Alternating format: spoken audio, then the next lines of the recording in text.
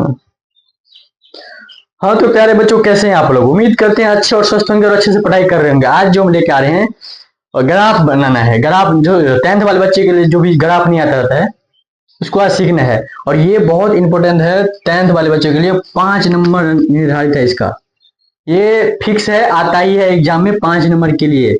जिसको भी ग्राफ नहीं आता है वीडियो के अंत तक बने रहेंगे और ग्राफ सीख कर जाएंगे। तो चलिए हम शुरू करते हैं।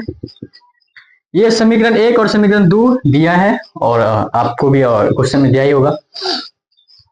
तो यहाँ पे समीकरण एक जो है उसके लिए यहाँ पे मान सारणी रख लेंगे कुछ, जैसे यहाँ पे लिख लेंगे समीकरण 1 के लिए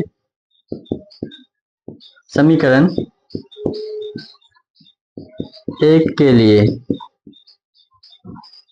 मान सारणी। ठीक, इस तरीका से आप लिखेंगे तो अच्छा खासा नंबर मिल सकता है। तो ये हो गया। अब मान सारणी कैसे रखना है, चलो एक डब्बा बना लेते हैं, बॉक्स, वो सबको आता होगा, नहीं आता है तो इधर देख लो। तो ये हो गया, ज्यादा मान नहीं रखेंगे ताकि वीडियो लंबा ना हो। तो एक में x और दूसरे में y, ठीक है। तो अब समीकरण ये एक तो यही है, तो समीकरण 1 में हम यहाँ पे लिखेंगे x बराबर के 0 लेने पर। ठीक, लिख लो यहाँ पे लेने पर।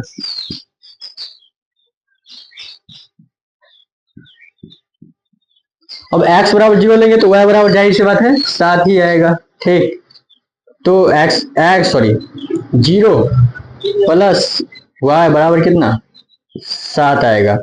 तो y बराबर कितना आ गया 7। तो x बराबर 0 लिए हैं तो y कितना आ गया 7। तो x की जगह पे 0 भर देंगे और y की जगह पे 7 भर देंगे। फिर से दो मान चाहिए ना, इसमें भी भरना है। तो अब ले लो यहाँ पे y बराबर 0 लेने पर लिख लो। ठीक, तब y की जगह पे 7 रहेंगे तो x बराबर 0 आ जाएगा। देखो x प्लस के 0 बराबर कितना 7, तो x बराबर कितना आ गया 7। तो y बराबर 0 लिए तो x कितना आ गया 7। ठीक है, तो ये हो गया। अब यहाँ पे ये पहला समीकरण का बन गया, समीकरण 1 हो गया ये। लेकिन हमको दो समीकरण दिया है तो इसमें भी आएंगे, यहाँ पे लिख लेंगे फिर से समीकरण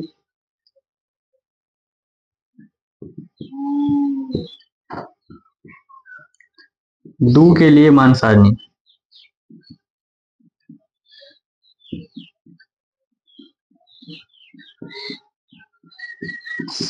ठीक,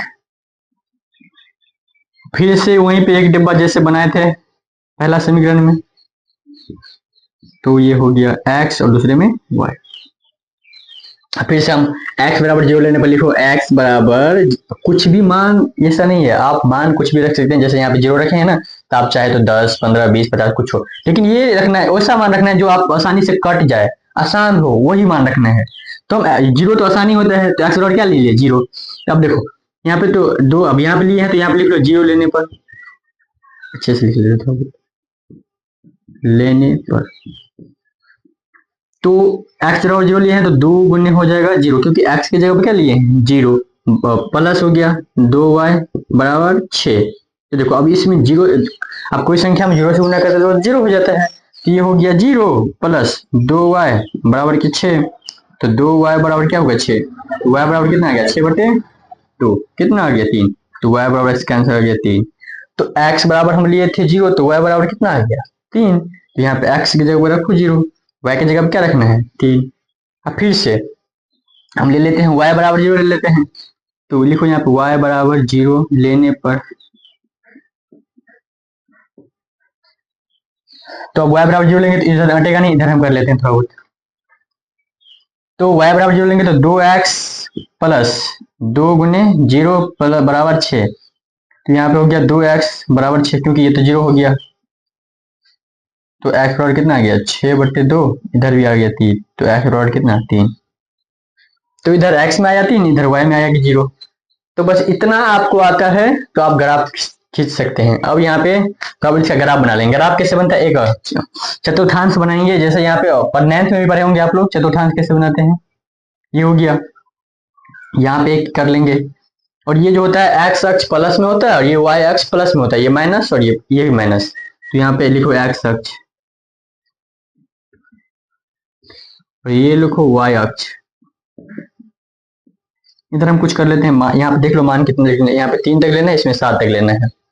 तो y में भी 7 जाना है और x में भी 7 जाना है, तो यहाँ पे 1 2 3 4 5 6 7, इधर भी 1 2 3 4 5 6 7, 1 2 3 4 5 6 7, इधर भी वही कर लेंगे। हम माइनस में इसीलिए नहीं लिखें क्योंकि हमको इधर कहीं माइनस दिख ही नहीं रहा है, तो हम इसको कोई जरूरी नहीं है लिखना। और ये जो होता है जीरो होता है, मूल बिंदु होता है इसका, ठीक है। अब यहाँ पे देखो मान कैसे निकालना, रखते कैसे हैं, देखो x में कितना जाना है हमको, जीरो जाना है, तो x में देखो जीरो कहाँ पे है, जीरो तो यही होता है, तो नहीं ऊपर नहीं नीचे, बस बीच यहीं पे रह जाएंगे, जीरो में जाएंगे। तो अब y में कितना जाना है, देखो y में जाना है 7, तो y तो ये है लिख दिए हैं, तो y हो गया ये 7, तो ये बिंदु हो गया। दूसरा समीकरण में देखो x में कितना जाना है 7, तो x तो ये है, इसमें जाना है 7, तो ये आगे। जीरो में कितना भरना है, बस y में कितना भरना है जीरो, तो जीरो कहाँ भरेंगे, तो जीरो यही है। तो अब ये दोनों बिंदु मिला है, इन दोनों बिंदु को मिला देंगे तो ऐसे मिल जाएगा, ठीक। तो ये हो गया। अब यहाँ पे देखो जैसे अब दूसरा समीकरण में जाएंगे, देखो x में कितना जाना है जीरो, तो जीरो तो यही रहा, y में कितना जाना है 3, तो 3 तो ये रहा, ठीक। अब यहाँ पे फिर x में देखो 3 जाना है, तो 3 तो ये इधर आ गए। अब y में जाना है जीरो, तो जीरो कहाँ बढ़ेंगे, तो ये हो गया ऐसे। और ये जो होगा मेरा समांतर रेखा होगा, ये कभी कटेगा नहीं, आप जहां भी जाएगा सेम बराबर जाते होगा, तो यहाँ पे क्या हो जाएगा समांतर, समांतर रेखा हो गया, ये समांतर ग्राफ होगा, कभी कटे कहीं भी कटेगा नहीं, बराबर दो सीधे बराबर में आएगा, ठीक। तो यही था। अगर आप लोग को सीखना है तो अच्छे से सीख गए होंगे, और ये अगर आप सॉल्व करते हैं तो आपको 5 नंबर पॉकेट में जमा कर लिए, ठीक। तो मिलते हैं अगले वीडियो में, तब तक के लिए bye bye, tata, good night.